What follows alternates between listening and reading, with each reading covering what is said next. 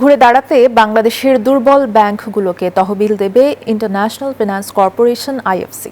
আর পুঁজিবাজার উন্নয়নে সহায়তার আশ্বাস দিয়েছে বহুজাতিক আর্থিক প্রতিষ্ঠান জেপি মর্গান।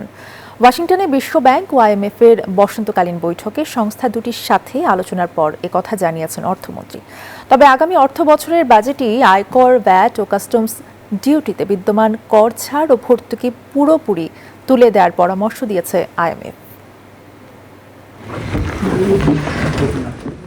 বিশ্বব্যাংক ও আইএমএফ এর বসন্তকালীন সভার তৃতীয় দিনে বাংলাদেশ প্রতিনিধি দল বৈঠক করে উন্নয়নশীল দেশগুলোর বেসরকারি খাতে বিনিয়োগ ও পরামর্শদাতা প্রতিষ্ঠান ইন্টারন্যাশনাল ফাইন্যান্স কর্পোরেশনের প্রতিনিধিদের সাথে। ক্রাঞ্চি রোলের ভিতর চকলেট ক্রিমের ফিলিং, অল টাইম ক্রিম রোল, মুখে দিতেই স্পেশাল ইনসাইড। পরে অর্থমন্ত্রী জানান, বাংলাদেশের বেশ কিছু খাতে বিনিয়োগ বাড়াতে আগ্রহী সংস্থাটি।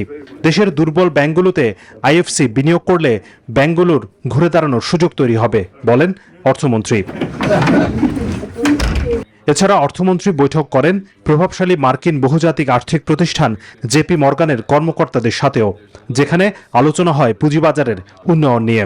শেয়ারটা প্রপারলি ট্রেড হবে, এই জন্য যে ডিরেগুলেশন গুলো আমরা করছি এবং আইসিসিতে বড় ধরনের চেঞ্জ আসবে এবং বাংলাদেশকে ফ্রন্টিয়ার মার্কেট থেকে ইমার্জিং মার্কেটে নিয়ে যাওয়ার জন্য যে কাজগুলো সেগুলো আমরা করছি। ইন্টারন্যাশনাল ফান্ড ম্যানেজার, বিনিয়োগকারী যারা আছে তাদের সাথে আমরা কথা বলছি, সকলেই ইন্টারেস্টেড। আশা করি খুব কম সময়ের মধ্যে পুঁজিবাজারে আমরা একটা পরিবর্তন আনতে পারব। এদিন বিভিন্ন দেশ থেকে আসা সাংবাদিকদের মুখোমুখি হন আইএমএফ ব্যবস্থাপনা পরিচালক ক্রিস্টালিনা জর্জিয়েভা। তিনি জানান, মধ্যপ্রাচ্যের যুদ্ধে সবচেয়ে বেশি ঝুঁকিতে আছে এশিয়ার কিছু দেশ।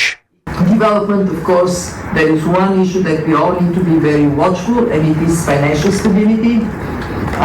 That for now seems to be holding relatively well. Asia is very severely impacted because of that dependency of imports. এদিকে বাংলাদেশের করনীতি নিয়ে ফের কঠোর বার্তা দিয়েছে আইএমএফ। আগামী অর্থ বছরের বাজেটেই আয়কর, ভ্যাট ও কাস্টমস ডিউটিতে বিদ্যমান কর ছাড় ও ভর্তুকি পুরোপুরি তুলে দেওয়ার পরামর্শ দিয়েছে সংস্থাটি। হোসাইন শাহাদাত, ডেস্ক রিপোর্ট, নিউজ 24।